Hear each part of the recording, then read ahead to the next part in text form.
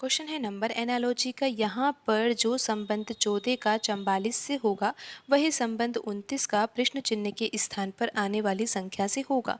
तो यहाँ पर 14 का संबंध 44 से किस प्रकार है, सबसे पहले तो हमें यही समझना होगा। आप यहाँ पर देखिए 14 लिखा हुआ है और 14 से 44 प्राप्त करना है।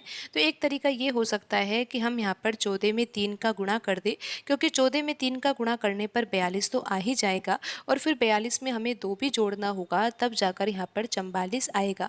अब यही पैटर्न हम 29 में लगा देते हैं। तो हमें क्या करना होगा, जैसा कि आपने देखा कि यहाँ पर हमने 14 में 3 का गुणा किया है, तो यहाँ पर हमें 29 में भी किसका गुणा करना होगा, 3 का ही गुणा करना होगा। जब 29 में 3 का गुणा किया जाएगा तो कितना आएगा, 87 आएगा। लेकिन फिर आप देखिए कि यहाँ पर 42 आया था, तो 42 में 2 भी जोड़ा था, तब जाकर यहाँ पर 44 आया था। तो हम यहाँ पर 87 में 2 जोड़ेंगे, जिससे कि यहाँ पर 89 आ जाएगा। लेकिन आप ये देखिए कि यहाँ पर जो ऑप्शन दिए हुए हैं उसमें तो 89 लिखा ही नहीं हुआ, तो फिर ये तरीका यहाँ पर सही नहीं है। हमें दूसरे तरीके से प्रश्न को हल करना होगा, क्योंकि जो भी आंसर आएगा वो दिए गए ऑप्शन में से ही आएगा, तो हमें अपने तरीके को चेंज करना होगा। यहाँ पर जो पैटर्न लग रहा है वो बिल्कुल ही आसान है, हमने उस तरफ ध्यान ही नहीं दिया। आप यहाँ पर देखिए कि 14 लिखा हुआ है और 14 से 44 प्राप्त करना है। अगर हम यहाँ पर 14 में 30 जोड़ देंगे तो क्या 44 नहीं आ जाएगा? बिल्कुल आ जाएगा। तो फिर यही पैटर्न हम यहाँ पर 29 में लगा देंगे। तो आप देखिए 29 में भी तो हम 30 ही जोड़ेंगे ना, और 29 में 30 जोड़ने पर 59 आ जाएगा। तो आप ये देख भी सकते हो कि यहाँ पर ऑप्शन बी में लिखी हुई संख्या 59 ही है, तो यही सही आंसर होगा। क्वेश्चन है नंबर एनालॉजी का। यहाँ पर जो संबंध 13 का 16 से होगा वही संबंध 14 का प्रश्न चिन्ह के स्थान पर आने वाली संख्या से होगा। तो यहाँ पर 13 का संबंध 16 से किस प्रकार है संबंध, तो यहाँ पर बिल्कुल आसान है। हमें करना ही क्या होगा, अगर हम 13 में 3 जोड़ देते हैं तो 16 आ जाता है। लेकिन फिर यहाँ पर जब हम 14 में 3 जोड़ते हैं तो यहाँ पर 17 आएगा। लेकिन दिए गए ऑप्शन में 17 नहीं है ना, तो ये तरीका तो यहाँ पर सही नहीं है। हम किस और तरीके से यहाँ पर प्रश्न को हल कर सकते हैं।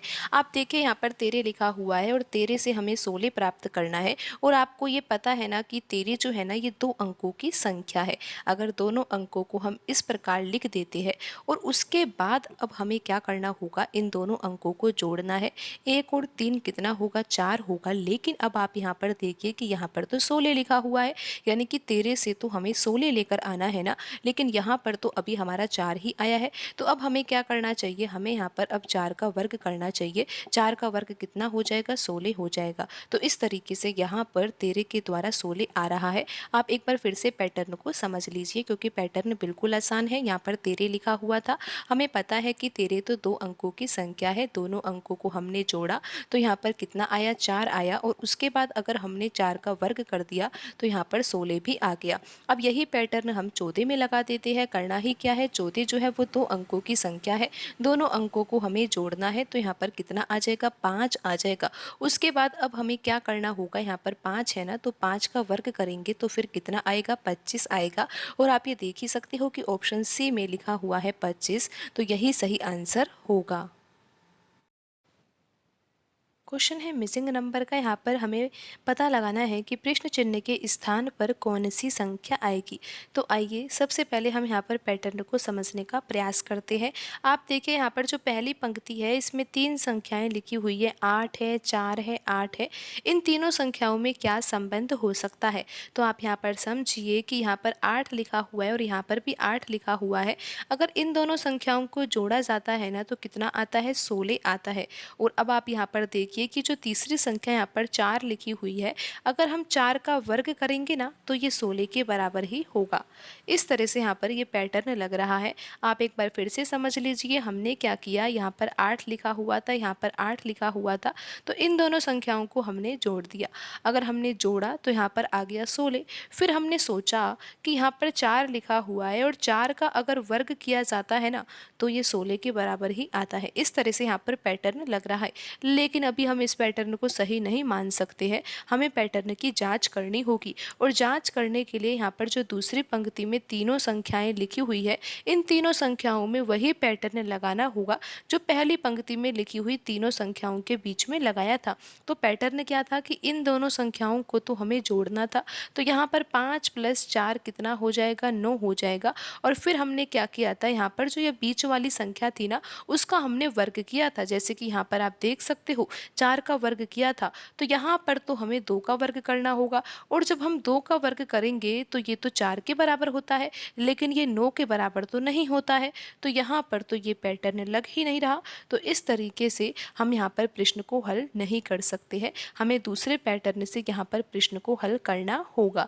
तो आप यहाँ पर देखिए कि यहाँ पर जो ये कॉलम फर्स्ट है, इसमें भी 3 संख्याएं हैं। यहाँ पर 8 है, 5 है, 9 है। तो इन तीनों संख्याओं में क्या संबंध हो सकता है? तो आप यहाँ पर ध्यान से समझिए कि यहाँ पर 8 लिखा हुआ है और यहाँ पर लिखा हुआ है 5। अगर आप 8 में से 5 घटा देते हो तो 8 में से 5 घटाने पर 3 आता है, और इसी 3 का अगर आप वर्ग करोगे ना तो कितना आएगा, 9 आएगा। और आप ये देख सकते हो कि यहाँ पर तीसरी संख्या 9 है। तो इस तरह से भी यहाँ पर पैटर्न लग सकता है।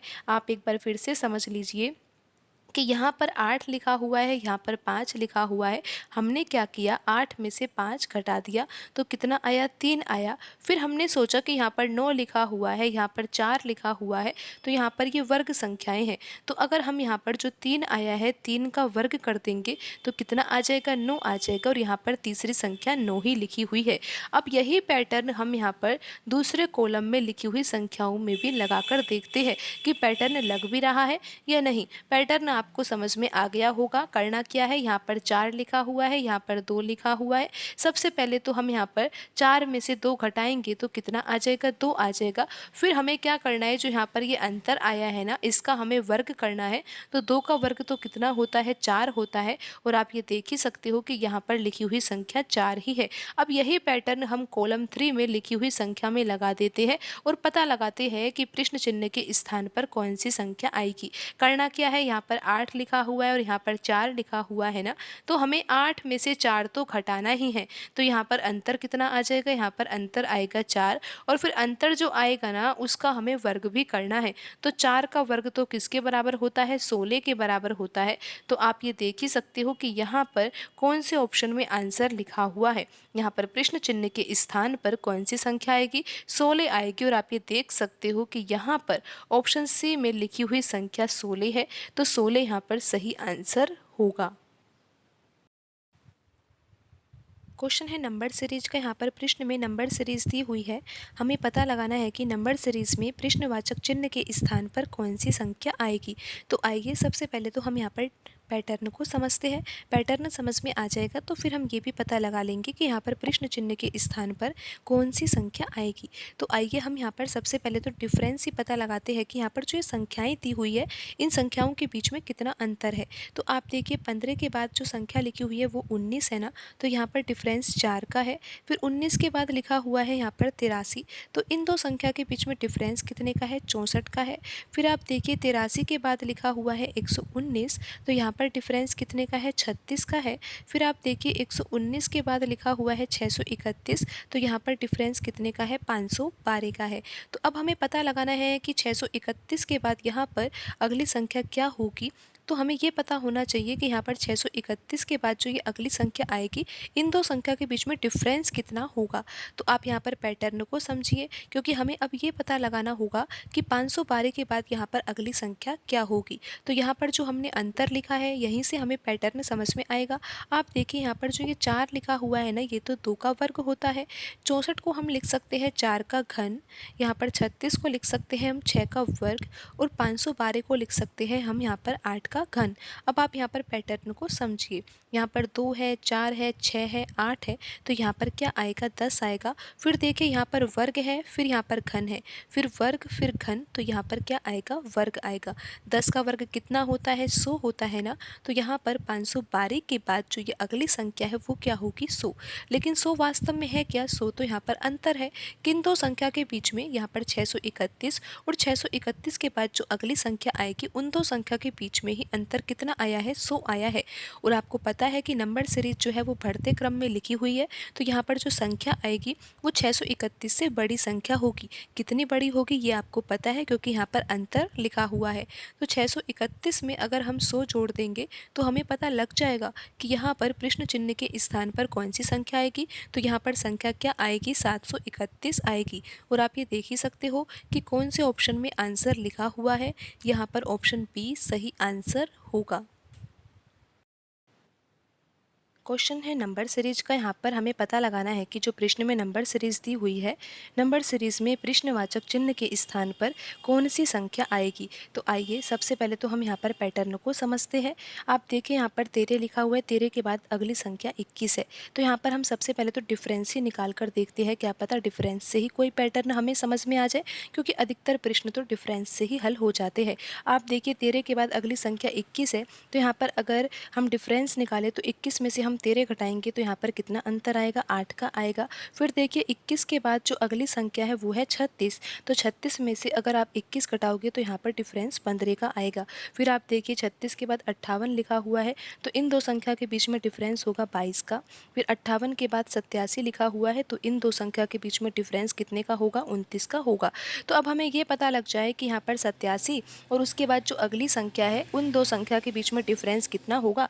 तो हमें ये पता लग जाएगा कि यहाँ पर 87 के बाद अगली संख्या क्या होगी। तो यहाँ पर अगर हमें डिफरेंस पता लगाना है तो हमें डिफरेंस वाली सीरीज को समझना होगा। आप यहाँ पर समझिए कि ये भी एक सीरीज ही है जिसमें लिखा हुआ है 8, 15, 22, 29। तो हम ये पता लगाते हैं कि 29 के बाद अगली संख्या क्या होगी। तो यहाँ पर देखिए 8 से 15 प्राप्त करने के लिए हमें 7 जोड़ना होगा, 15 से 22 प्राप्त करने के लिए हमें 7 जोड़ना होगा, 22 से 29 प्राप्त करने के लिए हमें 7 जोड़ना होगा, और 29 से अगली संख्या प्राप्त करने के लिए भी हमें 7 ही जोड़ना होगा। तो 29 में अगर 7 जोड़ेंगे तो कितना आएगा, ये तो आपको पता है कि यहाँ पर 36 आएगा। अब आपको ये भी पता लग गया है कि यहाँ पर ये जो अंतर आया है वो कितना है, 36 है। और ये अंतर किन दो संख्या के बीच में है, यहाँ पर प्रश्न चिन्ह के स्थान पर आने वाली संख्या और यहाँ पर जो एक संख्या लिखी हुई है 87, इन दोनों संख्या के बीच में ही तो अंतर यहाँ पर 36 है। तो अगर आप यहाँ पर देख ही रहे हो कि यहाँ पर जो ये नंबर सीरीज है ये बढ़ते क्रम में दी हुई है, तो यहाँ पर प्रश्न चिन्ह के स्थान पर जो भी संख्या आएगी वो 87 से बड़ी होगी। तो 87 से बड़ी होगी इतना हमें पता लग गया है। हमें यहाँ पर अंतर पता है कि कितना है, 36 है। तो यहाँ पर हम 87 में 36 जोड़ देंगे तो हमें पता लग जाएगा कि यहाँ पर प्रश्न चिन्ह के स्थान पर कौन सी संख्या आएगी। तो आप ये देख ही सकते हो कि यहाँ पर आएगा 3 और यहाँ पर आ जाएगा 12, तो ये संख्या बन जाएगी 123। तो यहाँ पर प्रश्न चिन्ह के स्थान पर कौन सी संख्या आएगी, 123 आएगी। और आप ये देख ही सकते हो कि कौन से ऑप्शन में आंसर लिखा हुआ है, यहाँ पर ऑप्शन डी सही होगा।